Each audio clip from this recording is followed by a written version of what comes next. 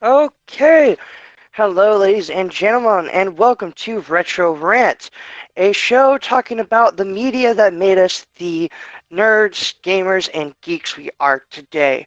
I am Connor, your host. Today on our cast, we have the dear, the near, the Javier. You just thought about that, huh? Like right then? Yeah. Okay. All right. Hey, guys. And Jamir, how you doing? Hey, what's up, buddy?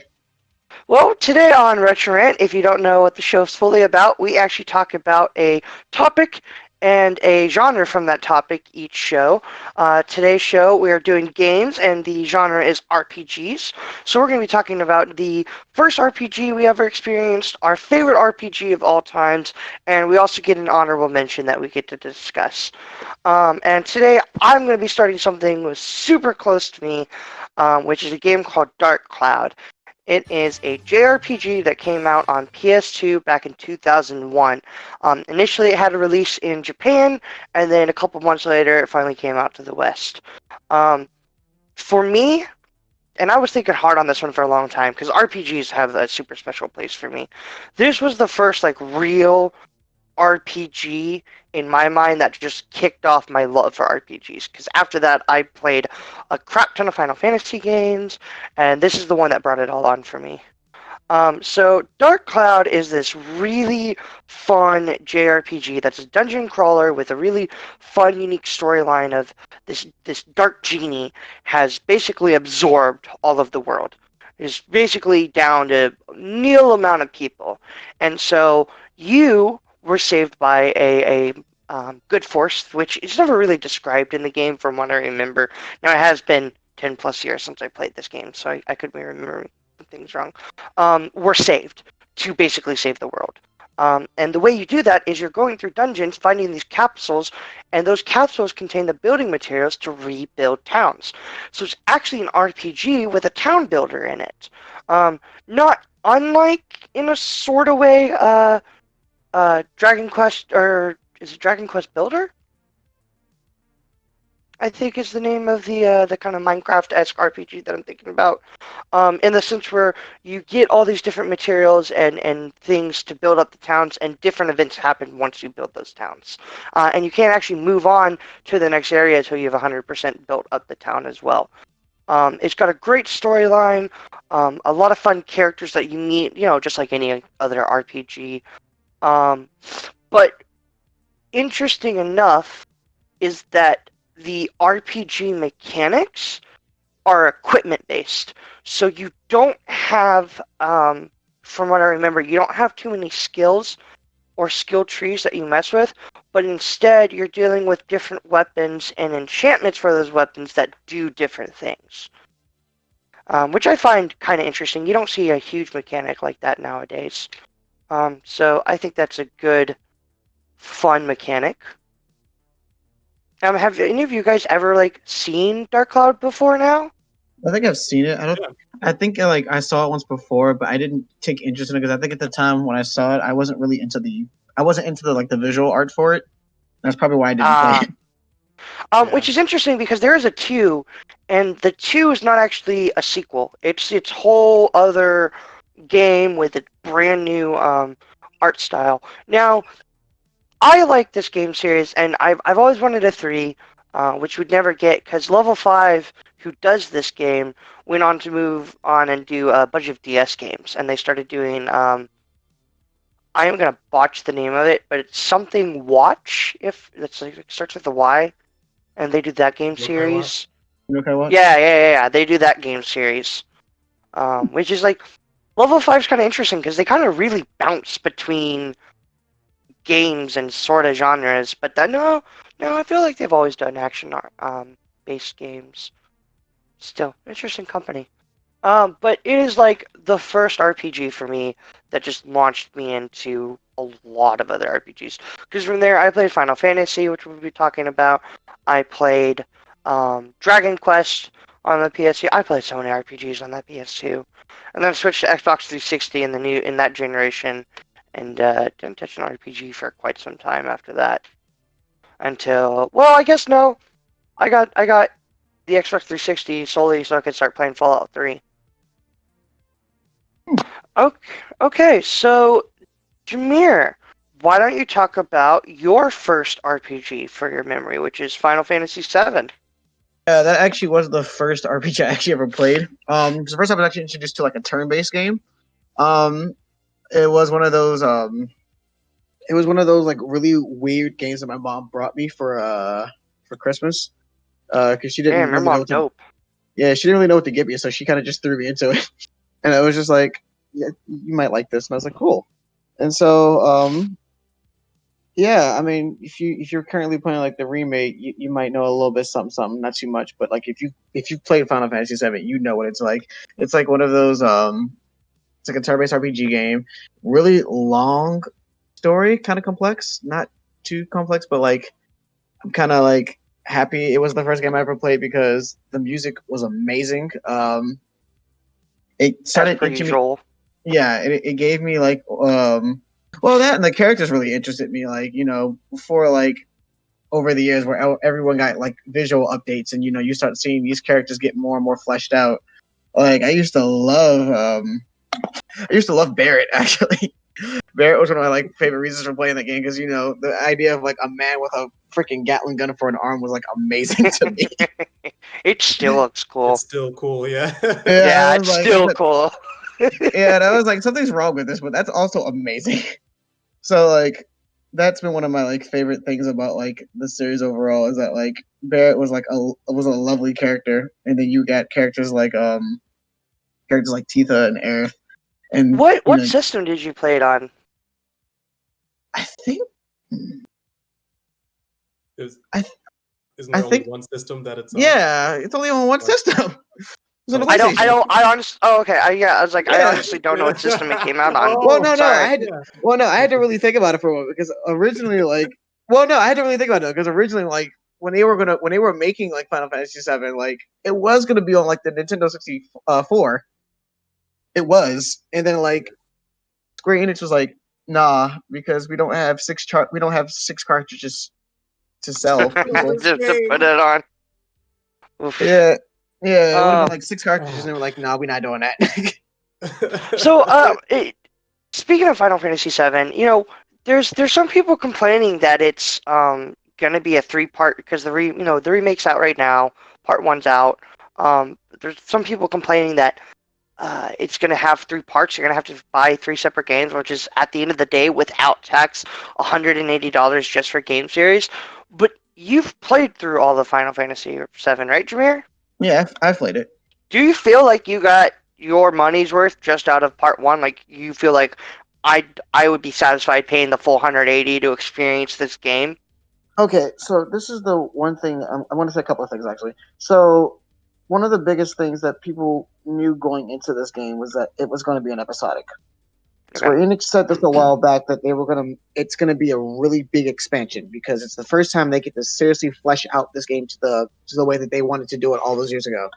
And with how big that game is, the amount of space that game was going to contain was going to be a lot. It's a game where like it's one of the most impactful RPGs of like ever, like one of the most influential ones. And so like it's a matter of how you want to flesh that game out and to give the players everything they would have wanted and more.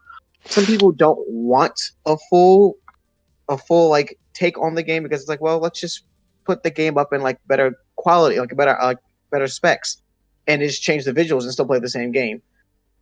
It's a remake. It's not a remaster. If you wanted a remaster game, that's what you would have asked for. But a lot of people don't want a remaster game. I don't want to see the same blotchy, like, square 2D like concepts and like shapes and then have that upped in graphics. I don't want that. Like, it's better like off for like people to get a game that you're gonna get more things of and you get to actually like mess around with it. And I think the game offers a lot. I don't think that they're gonna make you pay a full $60 for the next game. It would be wild if they do, but like at the same time, how much is going to be on the next expansion point? They're doing it as an episodic release. How much is going to go over into the next game? Like, what is the next base they're going to cover? They don't even know how many episodes they're going to do. That's The the story worst is part. all of Midgar, right? Oh, so they don't. Yeah, So they don't yeah. know it's going to be 3 parts. They don't know it's going to be 3 parts because they don't know how much they're going. They don't know how much they're going to be able to like put certain things together. Like the storyline is long. The first game of is all Midgar, and they took like a 10-hour part like of the game and made it like 40 to 50 hours. Yeah. Dang. So it's really big and it's a lot to do. Okay. It's a lot to do. It feels like it's short, but it's also like I feel like I got my money's worth. I got a lot of like expansion. Like it's gonna tie in. This conversation is gonna tie in into the next game that I'm gonna be talking about because it's kind of like the exact same thing with like the level up system going into the next game. You keep all the things that you earn Yes. in this game and go into the Yeah. next one. It's gonna play that way. Why don't we actually go into that? Because I actually just recently started playing this due to your recommendation. So we're actually gonna be talking about .hack/GU next. So you played that originally on PS2, right? Yes. Okay. Now, why don't you go and explain the game? Because then I have a couple questions for you about it. All right, so Hack GU is a series it's like a single player action role playing game. It was for the PS2. CyberConnect 2 was the developer, and it was published by Bandai Namco as well. So basically, the game was in a set at the original time period when the game came out. It came out in 3 different installments. Volume 1, which is Rebirth. Volume 2, name is blanking on me at the moment. I think it's Rebirth. No, I think it might have been one of those. It was that. And then volume 3, which was like redemption. Like it goes to the whole arcing story of like the main character Haseo, who's trying to save one of his old friends who was actually in a coma in this game. The game takes place in an online VR game called The World, where everyone around the planet plays this VR game. What's special about this game is that you get to encounter like different characters throughout the entire story that play vital roles. It takes a lot of the aspects of like what an MMO would look like when you play it on a PC, but you, the actual character, get to be involved and active in it. It plays just like an MMO. You interact with NPCs. NPCs give you items. You get to trade with these NPCs. You get actual main story content, side story content. You can go to different servers in the game. You get to do so much in this game. And the fun fact is that like it's a game within a game because on the outside aspect of it, you get an actual PC monitor where you can view social media and message people via forums and emails. So like the game is kind of like it's one of those big revolutionary games too because no RPG currently in this day and age does that anymore. So, you were talking about how it's one of those games that's interesting because it's your progression carries over from game to game. I know that's true in the whole edition, which is on PS4, but was that true back in the early installments? Yeah, and so at the early Really? yeah. Yep. And so basically, because they were you had to buy all 3 of these games separately. They were all different discs. That's so weird. How they pull that off on PS2? Well, because if you look at it like anime seasons, basically it was like it's pretty much what DLC looked like before it started. They gave you a whole story plot line from Volume 1. Volume 2 continues the storyline. But it goes on to the next narrative. These are all like arcs. If you watch a play, it's like Act 1, Act 2, Act 3.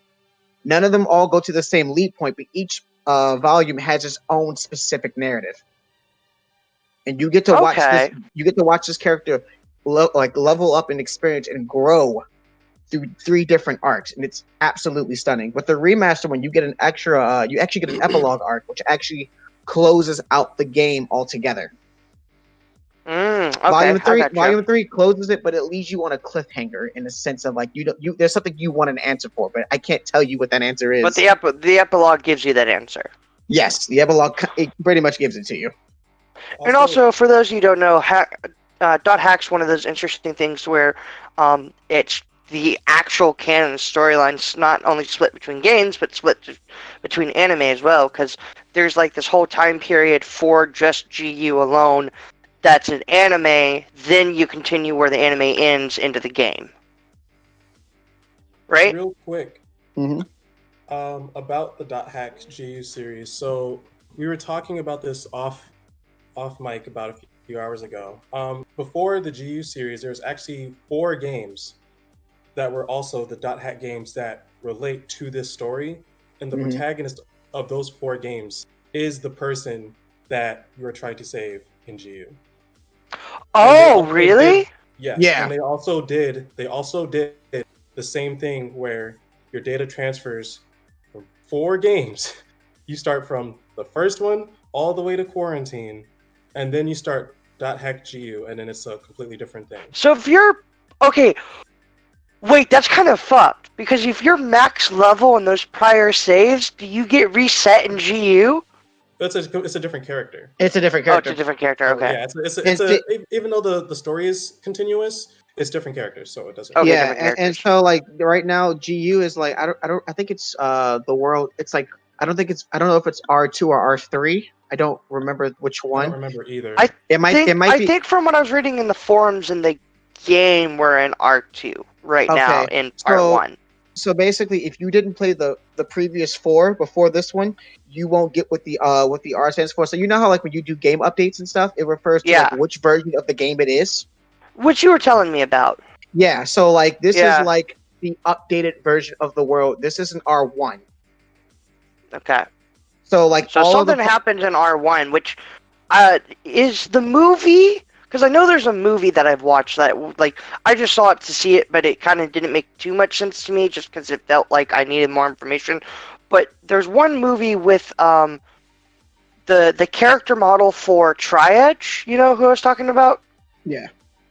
Who's in that movie, and I think he died at the end of it? I don't know. I watched it years ago. I probably never remember the name of it. But is most of the movies that came out in R1 or R2? So that character model specifically, she's in I believe she's in R1. Oh, okay. Yeah, because that I believe that's the first. That's not the. I don't know if that's the first leading character or not. I don't really remember the order of it because quarantine to me has always been a special case. But like Quarantine is crazy. yeah, quarantine is a wild scenario. But yeah, the character model for that she's actually in the earlier models because it looks like a male, but it's actually a female character playing that model. Yeah. Yeah, and I believe the name was Kite. So, like, Okay. yeah, but overall, all of the dot hack games tie together. What's a funny thing is that once you finish playing this game, if you decide to look back into like the original, you'll notice some fun little Easter eggs in the game that you might have missed, but you also might be confused about why certain things turned out the way they did. Especially Okay. now, especially like with like one of the key aspects of the game, which is like the epitaph user for dot hack GU. Oh, is Epitaph in the previous R1? It's in a way, it's not the way you think it is though. Which So I'm in still trying this, to find out what the fuck his his avatar looks like. you'll see They've it. been teasing the fuck out of me already. Don't worry, you're getting there. And once you get to it, I I mean, do like a lot. I like the area thing where you enter the keywords and you get like another generated um area to go explore. Mainly because one, I've never seen that type of system before, but two, some of the word combinations is just really funny. yeah, Like they make no sense. yeah, Like happy, cursed, 1,000 oaks. All right. yeah. Yeah. That's basically what you get out of it. Honestly, fun series. I'm lucky that you convinced me to get it from the Japanese sales that were on PS4 Oh my recently. god, yeah. Yeah, I'm more that mad was I'm more mad I didn't even know there was a sale going on until like the day before. like 2 days prior. Yeah. Yeah, and I was like, what? Okay. I didn't know this, but cool. Well, Javi, we're gonna actually move on to your first ever RPG, Oh, no. which is Pokemon. But specifically, which Pokemon did you start out with? So, the first Pokemon I ever touched was Pokemon Red. Ooh, good one, good one. First one like- for me was Silver. Yeah. So, like I said, the first one I touched was the first one I touched. The first one I touched was Pokemon Red, and it wasn't mine. It was my friend's on his Game Boy Color. Nice. And then I remember getting a Game Boy Advance, and then I ended up actually starting fully a game on Gold, Silver, and Crystal. I had all 3 of them.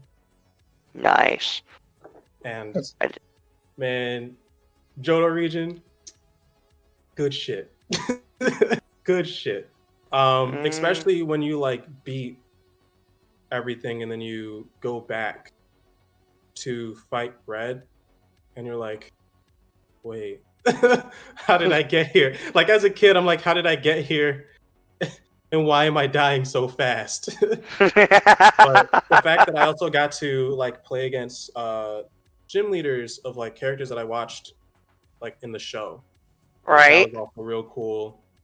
What was it? Seeing like the legendary dogs like Entei, Suicune, and Raikou, Oh, like yeah. cool shit. Seeing Lugia and Ho-Oh, always a good time. Those are like my favorite like legendaries. Up There's some until dope like ass legendaries. up until Emerald, honestly. Yeah, But I feel like Diamond and Pearl were the last legendaries I really liked. Oh my god, yeah, that was the Dialga best and Palkia. region. Dialga and Palkia were great. That was the Yeah, best region. Like, Diamond and Pearl was great, and then after that, I really fell off the series until Sword came out. I would agree. I played Black And and White. even though Sword isn't that great. I played Black and White, and I was like, all right, no. And then what came out? What came out after that? Sun X and and Moon. Y. Sun Sun and and Moon. Moon. No, X and Y. You're right. No, X it and was Y. X and Y. X and Y. And then I was like, damn, this boutique music kind of hot. Also, I can dress myself up and look sexy. I fuck with this. Also, if I save in a random spot in the area, I can brick my entire game. That's Oh also God, fun. really? Yeah. What? Yeah. What? Oh, I'd be pissed. They had to patch the game so many times, like in real time, because they're like, oh, by the way, don't save in the middle of a city at this angle. You will brick your entire game. God. Well, they were doing so many new things. Like that game was really weird when it came to Pokemon camera perspective. It was really cool.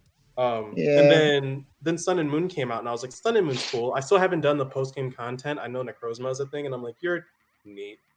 And then Sword and Shield came out, and I ended up not getting it because of school stuff, and I got real busy.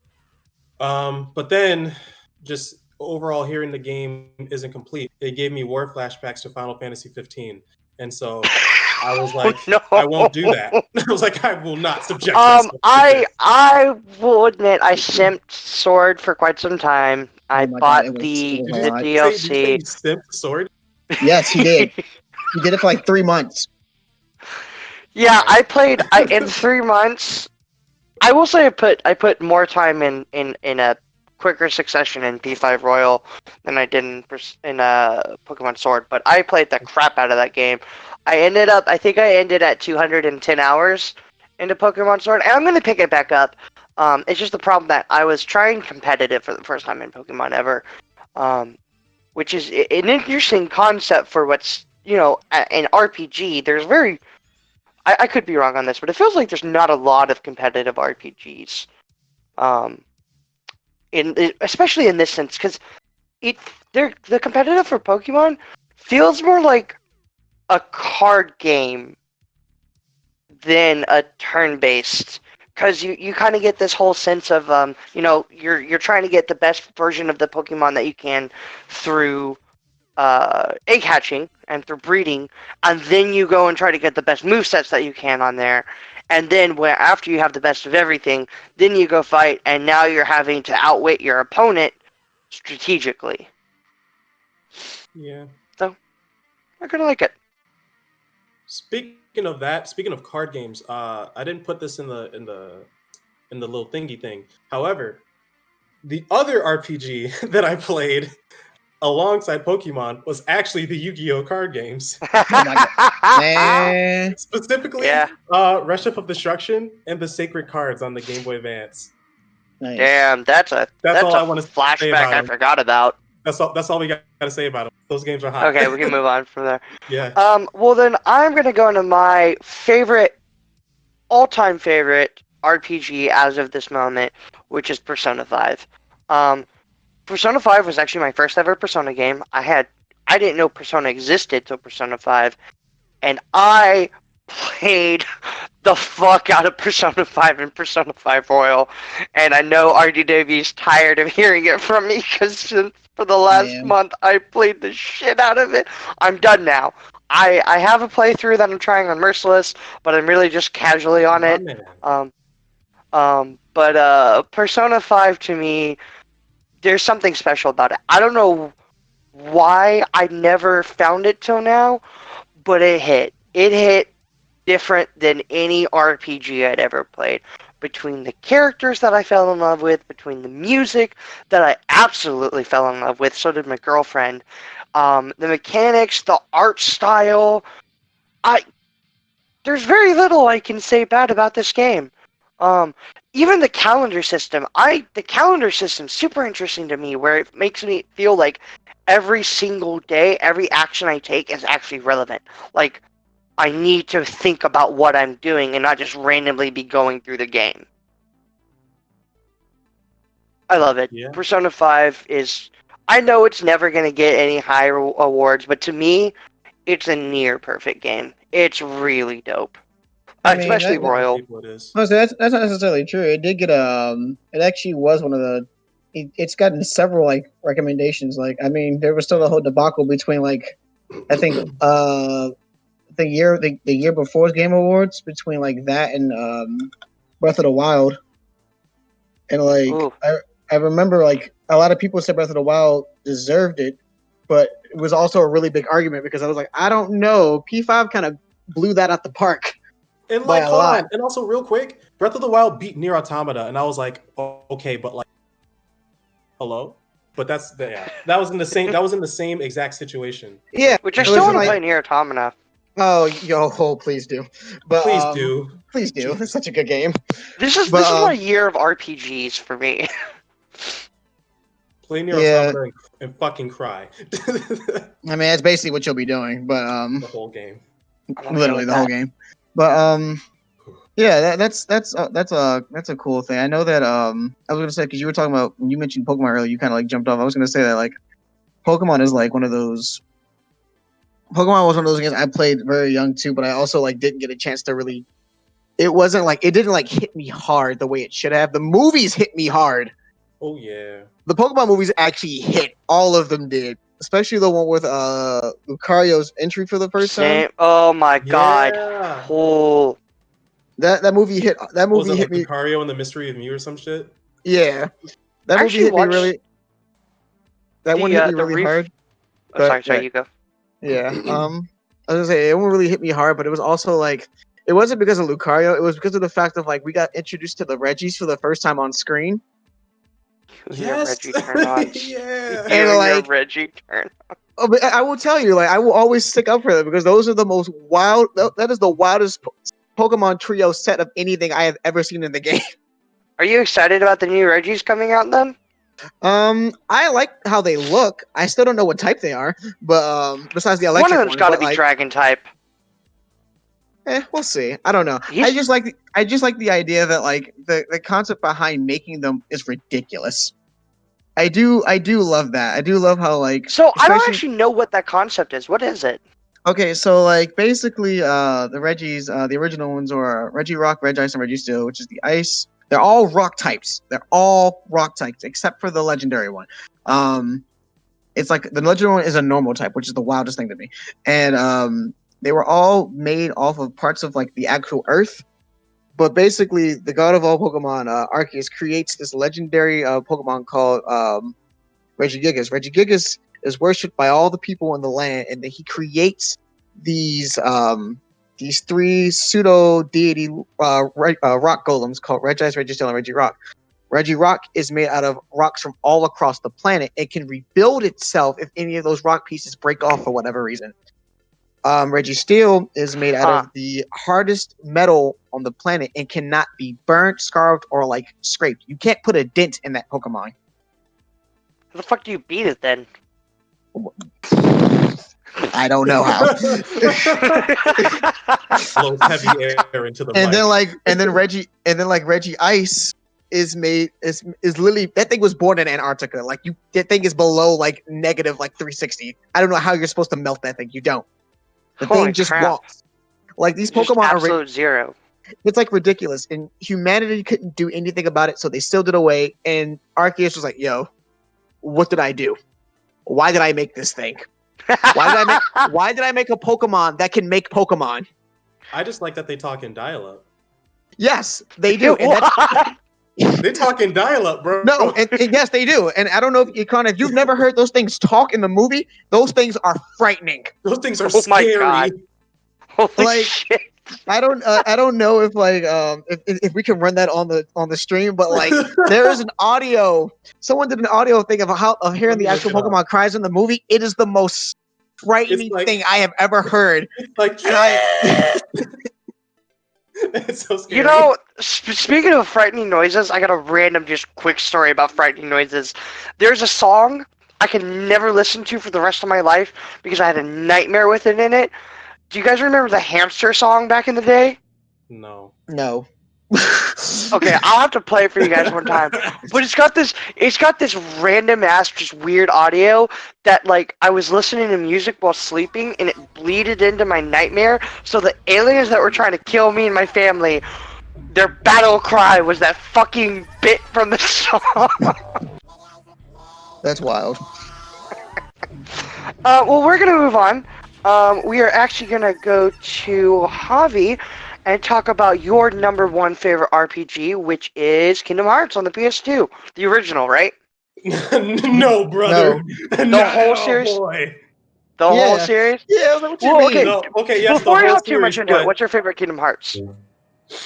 Let me get a sip of water for this. 'Cause this is an argument that a lot have been talking about. Which For the I'll throw past mine out 18 there, my years. favorites too. Okay, I up you. All right, fuck Kingdom Hearts 2. It's all about Kingdom Hearts 2 Final Mix. Okay. Let me tell you why that shit's hot. I'm actually with him on that one. I never played Final Mix. Oh my god, my boy. So Connor, I have the imagine- games in my room. Do you need them? Yes. Please play Kingdom I Hearts. need to play 2 Mix. Final It's Mix. So goddamn good. So the thing about Final Mix, the thing about Kingdom Hearts 2 in general, right, is the reaction command was like universally brilliant for the Kingdom Hearts series. It added so much cinematic value, and the game actually ended up being more so much. cinematic than Kingdom Hearts 1 itself. Yeah. But the story kicks off heavy because no one knows what the fuck is going on at the beginning of 2. Like, no one knows who the fuck Roxas is for like the longest until like I guess you play 358, which came after, like in release date wise, after 2, which then everything starts getting fucked up because the future release games start going back and forth in time, like Birth by Sleep and Dream Drop Distance Encoded and all that, and then Key. But the cool thing about Final Mix is that you got more Keyblades, you got more boss fights. Remember when you got to the world that never was, and you saw that cutscene where it's Sora fighting Roxas? Yeah. That's an actual boss fight, and it's good. It's good. And it's fucking difficult. Because it is. The coolest thing about that boss fight is it doesn't matter what level you are. Like, it's so hard. You have to grind because Roxas will fuck you. Like, he will fuck you up. And then what's really cool about that is the reaction command specifically in that boss fight, which is reminiscent to the type of nobodies that Roxas can control, which are the samurai. So you know how with the samurai reaction command, you guys would have the moment of truth kind of like stance where like it can be 1/. You can do that in Roxas's fight. And if you roulette it right, you knock Roxas in the air, Sora thrusts his hand in the air, and he gets Oathkeeper and Oblivion and the Keyblade that he's holding. So now you have 3 Keyblades, and you're beating the shit out of Roxas. Oh, fuck. I need to do that. On top of that, you have a different version, which is the best version of Roxas's theme song, which is The Other Promise. It is the best version of Roxas's theme that has come out to this day. To this day. I mean, they haven't re-upped it, and they haven't re-upped it since. And the best part about like that though is that like that game was spectacular for a number of reasons. One, because of that fight specifically was one of my favorite things about getting that game. But the other thing is the actual secret boss fight you get in that game, which is the cleanest. Which was like that was like one of the cleanest boss fights in any like RPG game I've ever played. No. Sephiroth. No. So funny enough, Sephiroth in Kingdom Hearts 2. Is actually the one on PS2 is wild, but the one on the Final Mix is easier. It's easier. Wait, so the remake is actually easier because I remember having to go and grind fucking the bitches on top of Lion King world to get to 68 to get this fucking skill just to beat that damn fight. Yeah, it was a tough battle, but the one in please say it, Jamir. I gotta pop off, please. The one in 2, it's actually the Lingering Will. So it's basically Terra's armor. Oh, what? Yeah, that's the secret boss in that game. And that game was the first time you ever really get introduced to the Birth by Sleep. You get introduced to Birth by Sleep before you even know anything about it. And so you're fighting this armor, Connor, and this armor has everything that you don't expect. The thing can fly. The thing can shoot cannons at you. The thing has funnels that follow you and shoot you across this endless desert. And the man is ruthless. Can I say something real quick?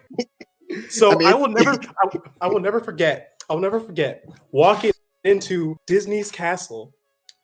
And you walk into this wasteland, and it's this dude just chilling there, and he's like, and back in the day, before Final Mix came out in America, I was playing this stuff on like a Japanese, a modded English PS2.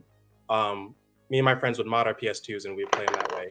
But I remember we were about that shit. Hey man, it was hard. Look, getting like Japanese PS2 games back in the day was hard.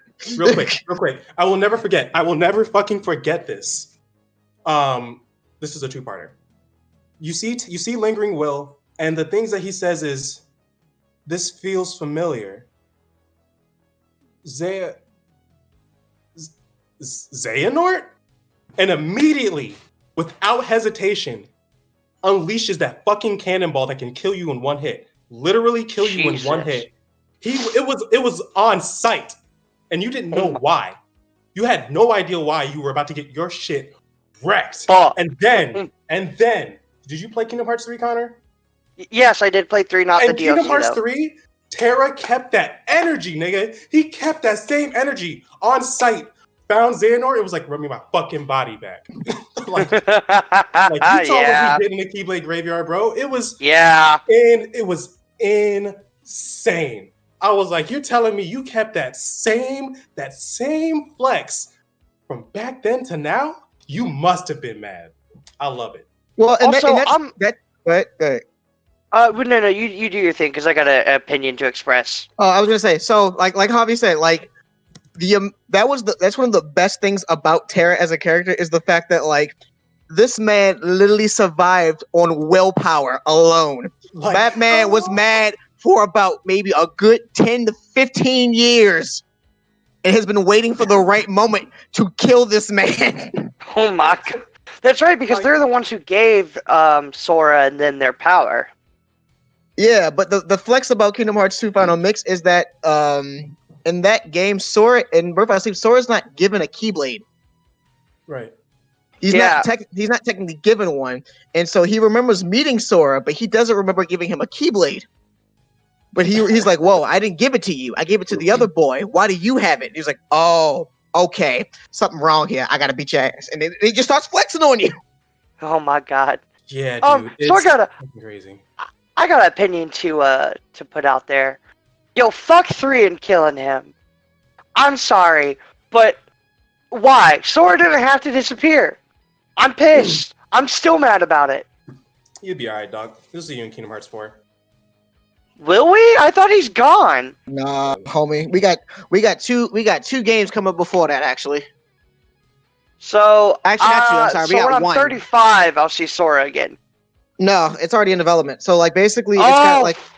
Because they've been running the whole Final Fantasy VII track after 3 was done, but like they basically have a bunch of he already has a plan for the next installment. But the Ooh. Xehanort thing is done. But like the whole arc of like what the next game is, we probably won't even get. We won't even with whoever we get in the next game. It won't be so. We might get Riku as a starring character in the next game. Oh, thank I'd be God. down for that. I'd honestly be Yeah. down for that. Yeah, I'd because play like that. it's the first time like I was looking at some stuff a while back. It's the first time we get a narrative where if you think about how much Sora has had to do since the first game that he was introduced in, Sora's had a lot of responsibilities he never asked for. And he's put Yeah. himself on the line all the time to the point where like he was like, I don't care, I gotta save people. And now no longer has a body. Yeah. My man still exists, but he can't exist without That man someone hit that- like without being like, yo, I can't find any existence of him anywhere. If you can That do man hit that, that you can top save seat. the man, but it'll be like a great thing because the first time it's like, yo, let me actually have someone else save Sora this time because I'm tired of Sora being stupid. Just go back to Halabastion, put him in the Tron machine, and digitalize him. It's a little bit rougher this time around. My man don't got nothing. Did you play Remind? No. No, I didn't get to play Remind. That's why. Play that shit, nigga. You don't know what the fuck's gonna be going on, boy. Yo, that game threw me for a loop. Ooh, damn. When I tell you, have you played Final Fantasy 13, Connor? Yes. You want me to just give you a little hint about what's happening in Remind, or do you want to play it? Go give me the hint. Wait. Okay. I did watch the cutscenes for Remind. So you know that Sora hit that LFLC? Yeah. Oh, it's okay. We'll see you in Kingdom Hearts 4. Okay. Yeah. He's not done yet. Our sexy know, but boy, still- which one is it? Is it Cole Sprouse or Dylan Sprouse? Either way. His voice Also, is sexy for you, Zora, not gonna Are lie. we that in boss fight? Is he done? Or are we seeing him in other games? Oh, whoa, he's in the next full game. Okay, that's what I thought. I was like, holy fuck! It's actually Dylan? really amazing because like what's I say earlier, he's voiced by Dylan Sprouse, and so What a handsome voice. which is really fun to me because it'll be the first time that he's been in a video game role for a while because I know that's something he's wanted to do for a while, but he's also been waiting to actually be in the Kingdom Hearts series. Yep. It's like he's in it and Drake Bell is also in it, and so like. Yeah. Those are all like fun. Those are all little fun things for me, and like I don't know, like Kingdom Hearts. I wasn't going to talk about Kingdom Hearts, but Kingdom Hearts is one of my starting RPGs, and God forbid, I love that game. I love that entire franchise so much. No matter how many people complain about how like they don't like all the time jumping crap, it's one of the greatest things about this series is like the actual content that you get. It's so good.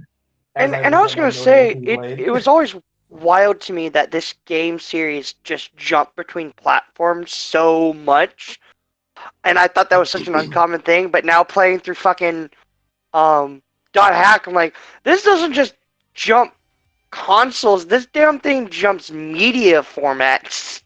Yeah. Yeah.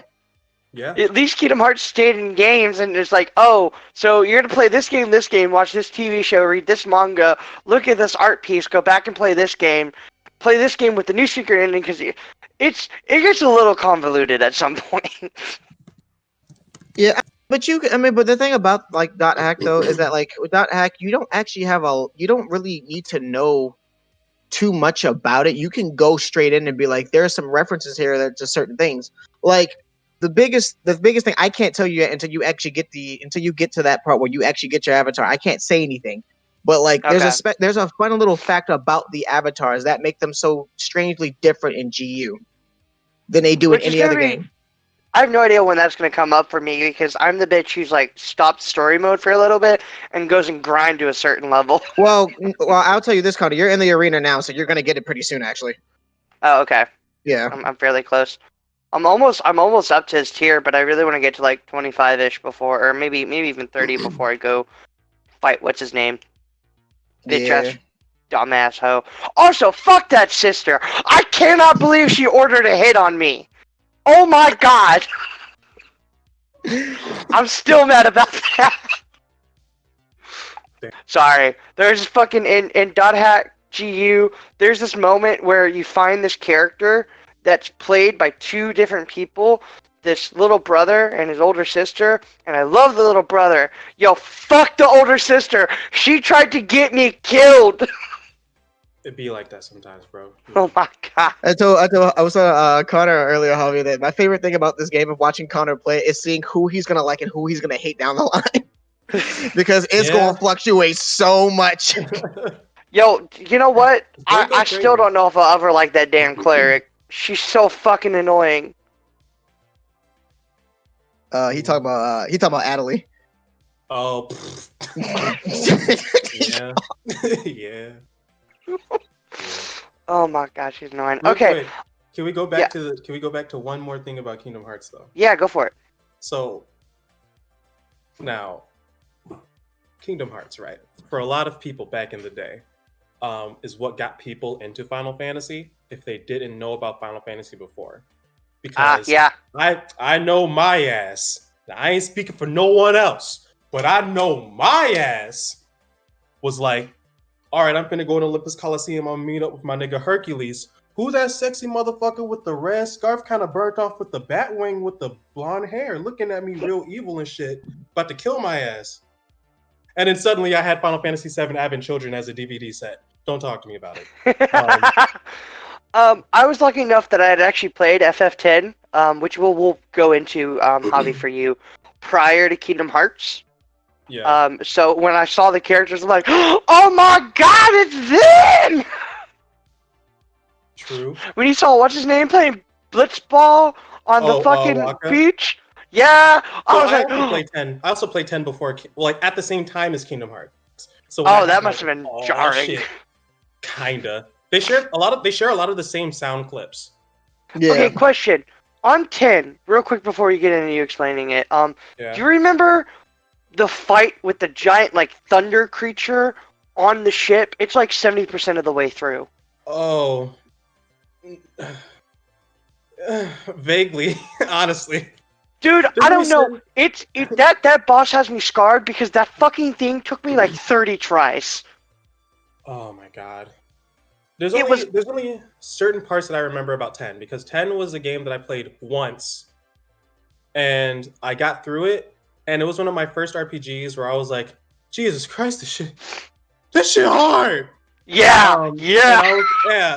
But then before you got Seymour, I was like, what the before you fought Seymour, you're like, what the fuck is going on? And then I remember the memes, like the Titus laugh meme. I think at one point he even just goes like to Jax, he's just like, I don't like you. And you're just like, okay. There's another one where me and my friend make jokes about it all the time. After you beat like an enemy, he does his Titus does this little pose and he just goes, you like that? And then we're just like, okay. But Otherworld, the song Otherworld, the one actual like metal song in the game, the one that's like dare down, yeah, dare down, well, yeah, no, that shit is hot. I fuck with yeah, that it's hot as heavy. fuck. And I was like, yeah, I'm ready to go today. I'm ready to do this shit right now. Dude, man, the ending to 10 though tripped me up as a kid. It's just like, that's his dad? Oh fuck! Yeah. The sexiest man alive The sexiest. happens to be your daddy, who was also a whale. We fuck with that. We like that.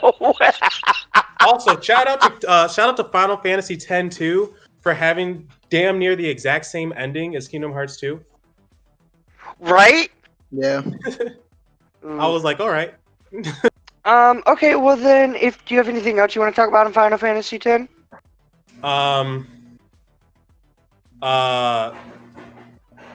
No. Okay. I'm gonna hop on to another Final Fantasy, which is 12, which I could be wrong on this, but I think that was the last Final Fantasy to hit PS2. Yes. Yeah, so Final Fantasy 12, at the time, to me, was the most beautiful fucking game. I had never seen graphics like that, and I had not been experienced with an MMORPG prior to playing 12 because I hadn't tried World of Warcraft at this point. And I think it's the closest I'd ever been to an MMORPG type game, but it was still single player. So it felt absolutely massive. That thing felt huge when I was playing it.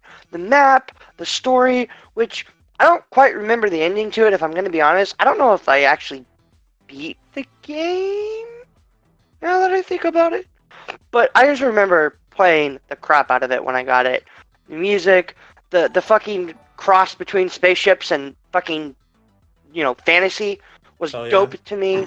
Oh my god. That's what I love about Final Fantasy, is it's always felt like a good cross between sci-fi and fantasy stuff. Now let's be real, Connor. We know you loved Fran. Yes. All right, in a heartbeat. That's all I need. Yep. Yeah. I'll admit it. I don't give a shit. Fran's hot as fuck. 13-year-old Connor. 13-year-old Connor. Hot as fuck. 24-year-old Javier. God damn. Hot as fuck. Hot as fuck. Fran's hot as fuck. Right. Honestly dope. You fall in love with the characters, and again, it's a Final Fantasy game, so the soundtrack's solid. The feeling for it's magical. There's not much. I would say if you got the chance, and I'm still kicking myself in the pants, it was on sale for $25, the Zodiac Age with all the DLC. It's also on Switch, so if you haven't played it, I say just by the looks of it, because I haven't played it since it's come out on the new editions, but I feel like it's aged well, so I would suggest it. Okay, so we're going to move on to our last subject, which is Jamir talking about a game I've never actually heard of. What the fuck is this? Yeah, Man, what is this? Let me tell y'all. All right, so Seventh Dragon is a role-playing game. It's actually it was actually on the Nintendo DS. It's by Image. It was developed by Image Peach and it's published by Sega in 2009. This one did not come to the States. Okay. So basically, it's a role-playing game where you basically fight dragons. Okay. Like, that's all. Now, that's in the all sense you of do. like Monster Hunter, you fight dragons. Like it's just big, giant, fucking battles the entire time. Big, giant battles of dragons. It takes place in this world called Eden, which is 80% ruled by dragons. But the premise of the game is to kill all dragons. Do you kill all dragons? You kill all dragons. Damn, Oh, man. that sounds dope as fuck. You kill all dragons. It was I on wish the. I could see the gameplay of it right now. It's actually I think the last installment for it just came out like not too long ago. So it was on the DDS, and then it moved over to the PSP. In 2011, it came out as Seventh Dragon 2020. It still has the same perspective, only now it's in like futuristic Tokyo, which has like has like a bunch of like dystopian features, but like it's like involves that and samurai and magicians. It's actually really cool. It's one of the best PSP games I ever played. You basically fight in like a team of 3, which you can make your own party however you want. You develop this party to go around as a like cityscape to fight dragons, and that's all you do. It has its own story, plotline, and progression, everything. Seven Dragon 2020, it was 2020, 2022. It actually features Hatsune Miku in it as a non-playable character, but she actually adds on to the story. Yeah, I was like, what the fuck? Interesting. Yeah. And then 2020 very chibi style from what I'm looking at. Yeah, it has a lot of aspects that kind of resemble like Bravely Default on the PSP. Oh yes. Especially on the PSP though, but not like it's on the DS. But you know what I mean. Visually, it looks like Bravely Default, but like the dragons are huge. They touch on all types of dragons. Like they have like wyverns, like regular like land dragons, water dragons, sea dragons. Like these dragons are amazing. The designs for them are beautiful. It has that term. It's still turn-based in style, but like overall, the game was beautiful. Story was done pretty well. The premise really never changed though. It was really still the exact same concept. You got to kill the dragons, or we're all gonna die. Simple. Interesting. Okay. Yeah. And it did pretty well for a while. It was hard for me to actually find this game on the PSP when it came out because a lot of people were buying it, but it wasn't that popular here, and they didn't sell it here. But then they sold variations of it on the 3DS, and then like Dragon Code VFD came out in 2016 in July 2016. It was actually pretty nice, and then like dropped it here in November of like last year as a drama CD, which was like wild. Oh wow. It was it was just like it's one of those games that didn't get a lot of publicity. It kind of fell into that same like rock of like, if it wasn't on a PSP, it probably would have did well. It probably would have did well on like sales and stuff, but like it's a good game. I'm actually it's actually if you have like a PSP or like system emulator on your computer, you could actually find this game and like put the game together through like RAR files and just play the game on there as an emulator. It's a good game though. I found out the other day my stepdad still has our working PSP. Nice. They just found it in storage and he turned it on. He's like, "Oh my god, it works!" I'm like, "Oh shit!" Well, that opens me up to some stuff. I'm not getting him to ship that and play P3 and P4, or is it just P4? It's P3. P3 is on there. Yeah, P3 is on it. Is P4 on it too? Yeah. No. I think no. That's the Vita for Golden. It's on the Vita. Yeah, you're right. Golden is on the Vita. Oh damn. Yeah, but and we never had a Vita. If you ever get it, I mean, if you can kind of find it, if you can find, I mean, once the COVID-19 situation ends, there's a lot of shops and like the exchange sells them. Oh, yeah, it does. For like very cheap. I got it because after I beat all of .hack GU, I'm actually moving on to Tales of Assyria because I also bought that on the sale. Okay. Good game. Yeah, it's the one Tales game I haven't played yet. Yeah, I mean you got a lot of good options to play. I mean, Berseria is gonna be long. I still need to get Final Fantasy VII and Xenoblade Chronicles 1 remaster comes out and then at the end of this month. Yeah. I got probably like 600 hours of content at this point in front of me. I feel you, dude. I gotta play the Yakuza games, all of them. Oh damn, you fucked yourself on that one. I like after I finish after I'm like right now because I'm playing like 4 games total right now. After I finish I'm playing P5R now. I'm actually gonna try to finish that before the end of this month.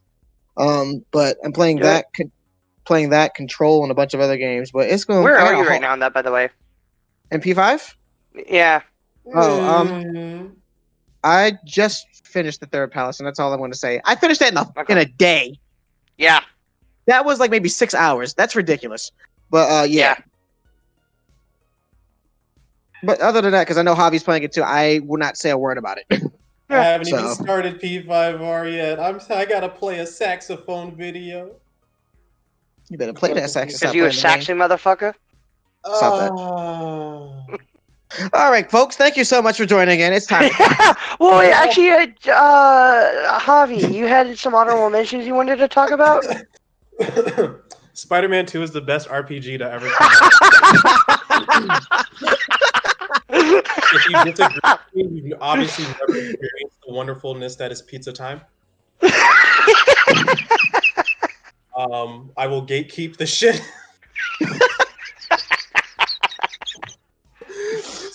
Okay. Real quick though. Honorable mentions. Always Bravely Default. Please play that game. Bless the gods.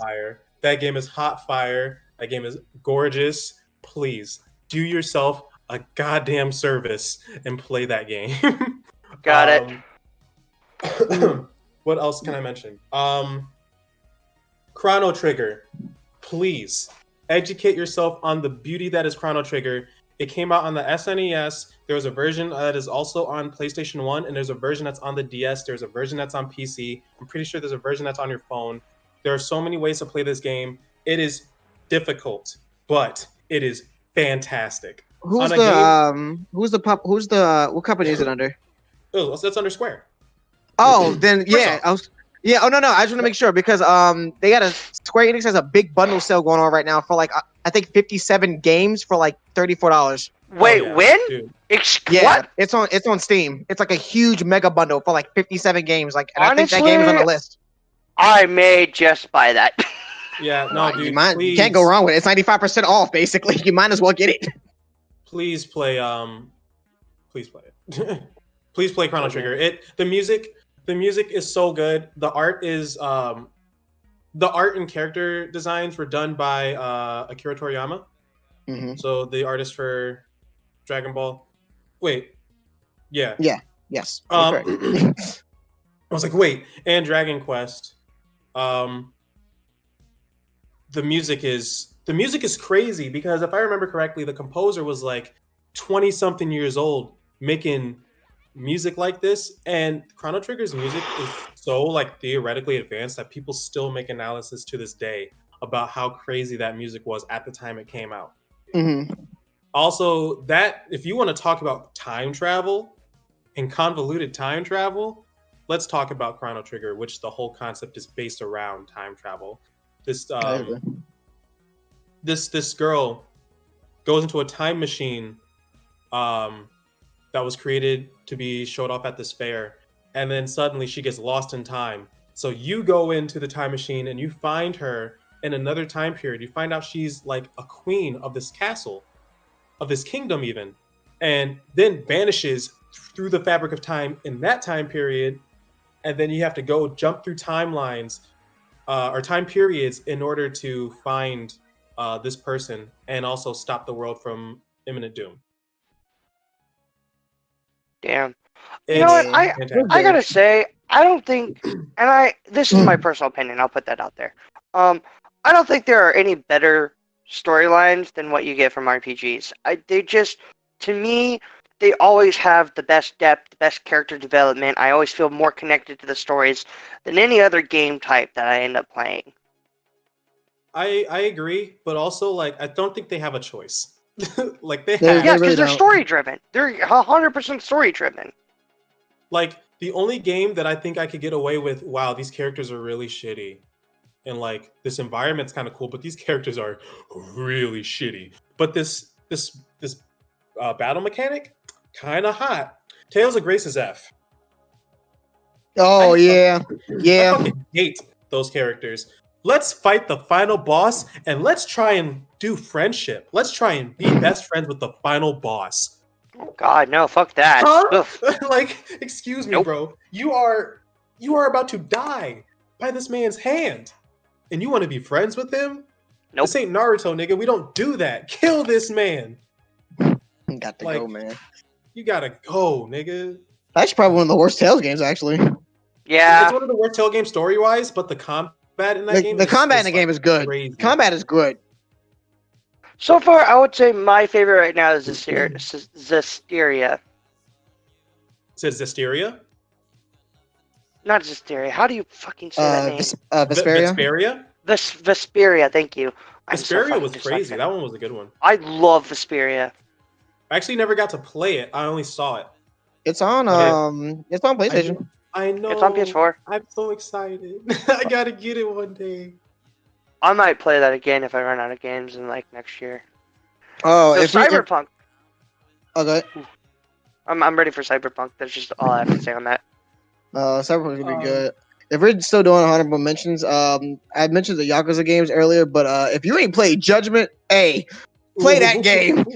Play that game. I was not prepared to be that excited by that game halfway through. Like watching me playing that and then having my boyfriend backseat watch me play the game. We were not expecting the story to go the way it went. That was a good game. Definitely gotta check it out. We were talking about something relevant to this earlier because digital worlds and all that. Digimon Story Cyber Sleuth. Can we please play that? I've heard good things. Good. I like that game. That game is Digimon Persona with good music. Excuse me? Yay. Okay. Yeah, Cyber Sleuth. I have to check that out. Play that game. Like it's so cool because like the first thing you hear like in that game is just like some weird ethereal music, and then you hear oh my God, that sounds dope as fuck. I'm just like, okay, all right. We out here. Other honorable mentions? Crisis Core, Final Fantasy VII. That's it. Okay. I have to cut you off. I think this is a great ending point. And I love that you guys were on here. I hope you catch us in 2 weeks on the third installment of Retro Rant. Also, catch us tomorrow on Binge Blast, 6 o'clock on here. Also, Thursday for the ConMenRDW podcast. And catch us every day at 4 for someone streaming. And check throughout the days because we also have more people streaming more stuff as of recently. Thank you so much for being on the show with me, guys. Thanks, Hey man, it's always a Connor. nice time. And we'll see you next time. Bye, guys. Bye.